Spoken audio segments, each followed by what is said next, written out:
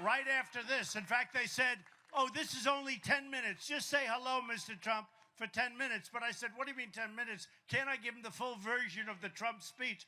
They said, no, 10, 15 minutes. So we'll just have a little fun. But I'm going actually from here to a couple of tailgating parties, and then I'm going over to the football game. Let me ask you, who's going to win the game today? It's a lot of spirit. Huh? No? Huh? No? It's going to be a great game. Which team is favored to win?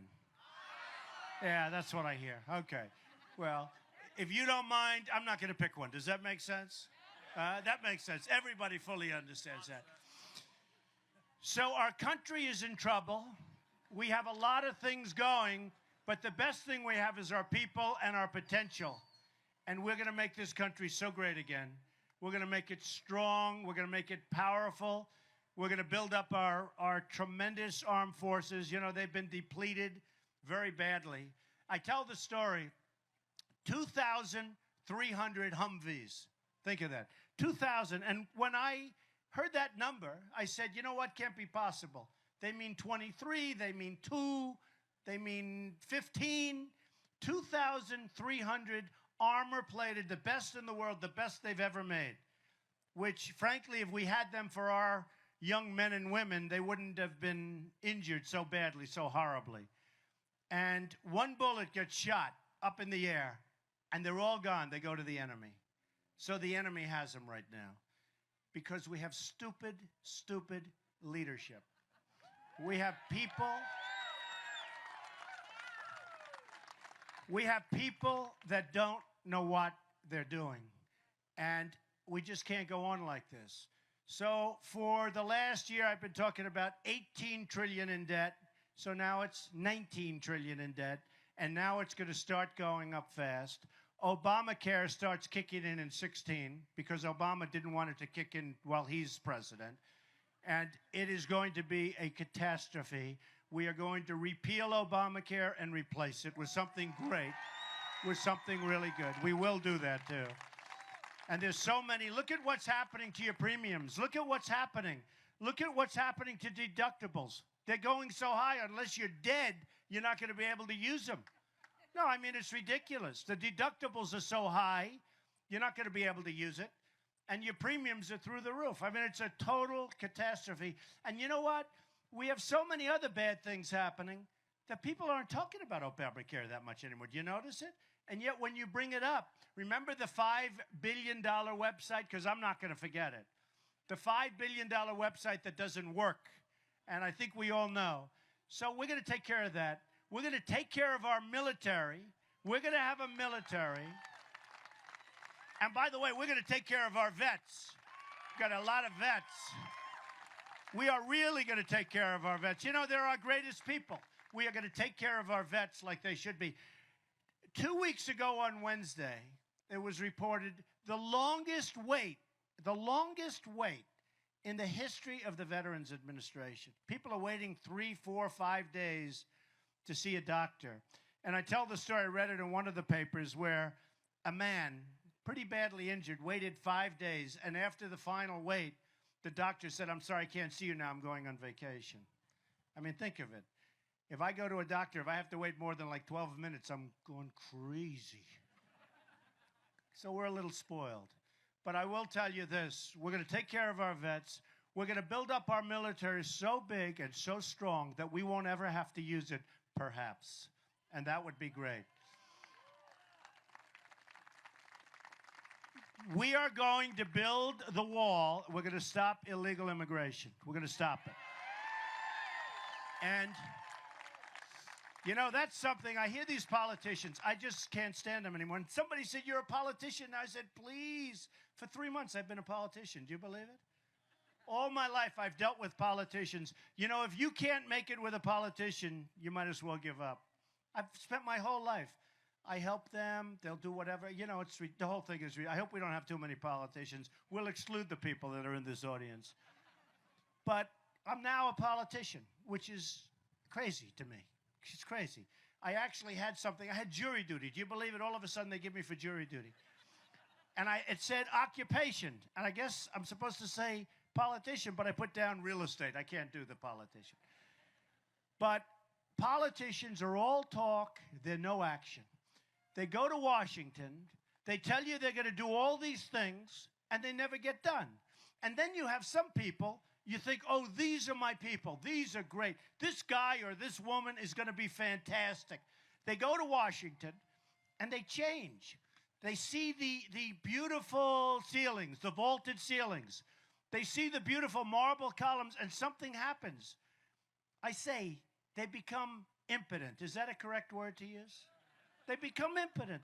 Something happens to them. When they're back in Iowa and when they're back in New Hampshire and South Carolina, we're winning in all of these states. We're winning everywhere. We just got to poll Georgia, Florida. How about in Florida? You have a governor from Florida and you have a senator who's actually a sitting senator, and I'm leading in Florida by a lot. I mean, can you believe it? Because people, and I'm leading the pack, I will tell you, with the people are tired of incompetence. They're tired of people that don't get it done.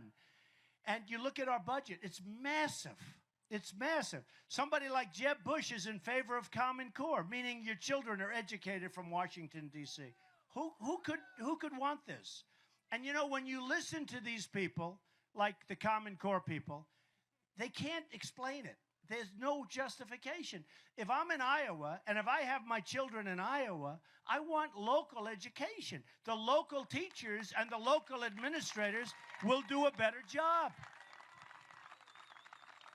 Then you have people, so I came out, as you know, with my immigration plan, and I'll tell you what, it's been really well received, better than I thought. And I thought it was a little bit stringent, a little tough, and a lot of people think, oh, could you make it tougher? It's true, but it is a pretty firm plan. If you're illegal, you got to go back. You got to go back. Now, if somebody's great and they've been here for a long time, I don't think we can, and I can't live with doing anything. We can move it. We can move the process. You have people that have been here a long time, but they got to go back. They got to. We got to build a wall, and we got to get rid of the bad ones. We got some real bad ones. You know, a lot of the gangs that you've been reading about in these different places, including like Chicago and a lot of the places, not to mention names, but a lot of the places, they're illegals, and they're tough dudes. They're tough. They're out of here. I'll tell you what, before I even get the wall started, they're gone the first day. One of the first things, they're gone. They're gone. So we're going to take back our economy. Right now, if you look at what's going on, trains like this, they're going, and you know where the stuff is going? Goes to China. They don't pay us. We pay no tax. You know, the whole thing with the tax. A friend of mine who's a great manufacturer, he sends stuff to China. He has to pay a fortune in tax. When they take his product, they don't even take his product. They don't want it. And yet they send, and we're stupid. We take everything. No tax, no this, no that. I like free trade. But when you have free trade, you have to have smart people, smart negotiators. We don't have those people. We don't have those people. And believe me, if I'm elected, I know the smartest. I know the toughest. I know the meanest. Some are just horrible human beings. They are. They're horrible. You would not have dinner with them, I'll tell you. This gentleman here, who's a great vet, you wouldn't want anything. But you know what? I want them represented. Do you agree with that? Or would you rather have a very nice person like Carolyn Kennedy, right? She's representing us in Japan. She knows nothing. She admits she knows nothing. But we are going to have the toughest, the smartest. We're going to have people that are so good. We're going to have the greatest I know them all. I know the good ones. I know the bad ones. I know the overrated ones. I know the ones that will really do a good job and keep friendly, which I want. We'll have better relationships with China, Japan, Mexico. We'll have better relationships than we do right now. We don't have good relationships, and they all rip us off. So last year, I was just curious. And last year, I said, how much money do we lose with China? Meaning, what's our deficit? It's over $400 billion. Think of that. $400 billion. I said, what do we lose, just out of curiosity, what do we lose with Japan? I was surprised. Not that bad. About 60 billion. Not that bad. Not bad. You know, we only lost $60 billion. How would we like to have? Iowa would like 60 billion. There'd be no taxes for the rest of your lives, right? So, and by the way, my tax plan is going to come out in about 3 or 4 weeks, and we're going to lower taxes, especially for the middle class. We are going to make sure that my friends in the hedge fund business who make a fortune and pay virtually no tax, they are going to start paying taxes. They're going to start paying taxes. I don't care. You know, I'm self-funding my campaign. I'm spending my own money. When I fly here, I spend my own money. I don't need their money. I don't want their money.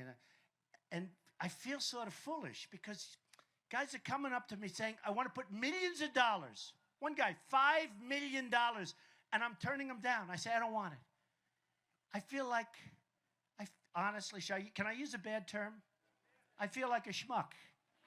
No, I'm turning down millions of dollars. Bush, he's raised $125 million, $130 million. He gets it from China. He gets it from the Wall Street guys. He gets it from all of these companies. And once you get, oh, I love that sound. Ooh. No, I love it. It's progress. But you know what? When I'm president, that train's going to be moving a hell of a lot faster. It's going too slow. No, it's true. Well, no, that's because your engineer, think of this, the engineer actually stopped because he wants to listen to the speech. Can you believe that? No, that sucker's going to be moving. It's going to be loaded up, and it's going to be, I don't know where the hell it's going, but it's going to be going fast. So the hedge fund guys have to pay. Now, they're supporting Hillary, who may not get to the starting gate, folks, right? I don't know. She may not get, I don't know. Who cares? It doesn't matter. I'm not worried about her. I'm worried about the first guys. You know, Perry is, isn't he a nice man? Mr. Perry, Governor Perry. He's gone. Good luck. Oh, he was very nasty to me. But, you know, yesterday I put out a tweet. I said he's a wonderful man and I wish him well. People couldn't believe. But, you know, when you win, everybody's wonderful, right? And I think he's one. I think he's actually a nice guy. But he dropped out. So we have a total of 16 people. So when I'm getting nationwide 32, one poll came out 40. But when I'm getting 32, and it's sort of funny. I have a poll at 40. I have a poll at 32. And then I have these other polls, and, you know, they're all like that. Winning in Iowa, winning in New Hampshire, winning every place by a lot. And then I here's the headline. Carly is surging. She's got 3%. I hear Ben, who's a nice guy, Ben Carson, is a very nice man. He's surging, but he's way behind me. I'm saying, well, what about me? I'm leading. They don't mention that. The headline is Carson surging. I keep saying, what about Trump? I say, oh, well, you're leading, but, you know. And by the way, I'm surging much more than him. I'm surging more than anybody. Because, look, I mean, in all fairness to Ben hit me on my faith. You don't hit a person on faith. I don't know him. He knows nothing about me. I'm Protestant. I'm Presbyterian. I believe strongly, believe in the Bible strongly. But he hit me on my faith. No, I believe strongly. You don't hit a person on faith. And he was nice enough to apologize. He actually apologized, which is nice. Most people won't do that. So I respect that. But it's a tough thing when you get hit on faith. But the one thing we need in this country, we need energy. I see where the evangelicals are supporting Trump largely. And I'm leading with evangelicals. And, you know, part of the reason that they like me, and I think strongly, is they want to see our country. They're smart people. They know that I may not be perfect. And they know that. And maybe 10 years ago and 4 years ago, they said, no, he's not perfect. He's not perfect. And we can't. But you know what I'm really good at? I'm really good at making deals and making this country rich and bringing it back. And I saw Pastor Jeffers, I saw a few of them on television the other night, and they said, how do you explain that Donald Trump, and again, I'm Protestant, how do you explain that Donald Trump is leading substantially, by substantial numbers, with the evangelicals? And they said, because they're tired of losing. They're tired of getting these people that don't do anything, that have no energy. And it's true. People don't have energy. I don't think Ben has the energy. Ben is a nice man. But when you're negotiating against China and you're negotiating against these Japanese guys that are going to come at you in waves, and they think we're all a bunch of jerks because our leaders are so stupid and so incompetent and so inept, we need people that are really smart, that have tremendous deal-making skills, and that have great, great energy. We had a case where Hillary said and Jeb said, and they used the same word, and it was the same day a couple of weeks ago, I don't like Donald Trump's tone, his tone. My tone. We have people, Christians, in Syria and other places. ISIS is chopping off their head. They're chopping off their head. They're drowning them. They're killing them. If you're a Christian, you have no chance. Do you know that if you're a Christian from Syria, it's almost impossible to come into the United States? If you're a Muslim from Syria, it's the easiest thing to do is to come into the United States. It's one of the easiest places to get in. Can you believe this? But if you're a Christian and they're the ones that need the help, you can't get into the United States. Now, I don't know who's setting those regulations. I have a pretty good idea. But it's not going to happen anymore. But they were saying at the same time, they said his tone, T-O-N-E, tone. And I said, you know, we need that tone today. We need energy. We need strength. And we can't be low-key and nice and beautiful. And a woman came up to me and she said, Mr. Trump, I love you. I'm a big supporter and it doesn't matter. But I don't know if you're nice enough to be president. And I said, actually, you know what? I have so many friends. I have great relationships. But some people don't think I'm nice. In a CNN poll, I won on almost every topic. And they'll tell you back there. They're shooting here. They're all here live. They're all over the place. But you know what? They'll tell you. Otherwise, I couldn't say it. I won huge by 3-4 times. Leadership, the economy, almost all the important. The only thing I sort of was down the bottom in terms of, is he a nice person?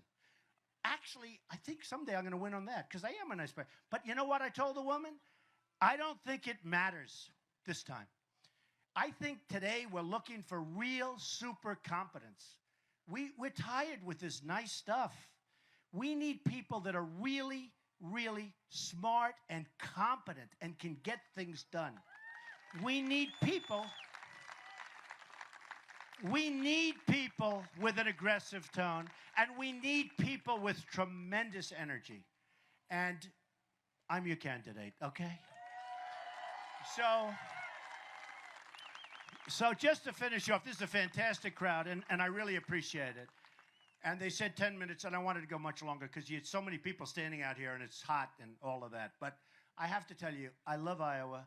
I really appreciate that you understand what's going on. The people of Iowa really do get it. They really do get it.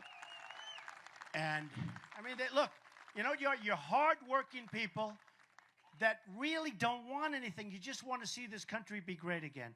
And that's what I'm going to do. I'm going to make this country great again. I'm going to make this country greater than it has ever been before. Better. Enjoy.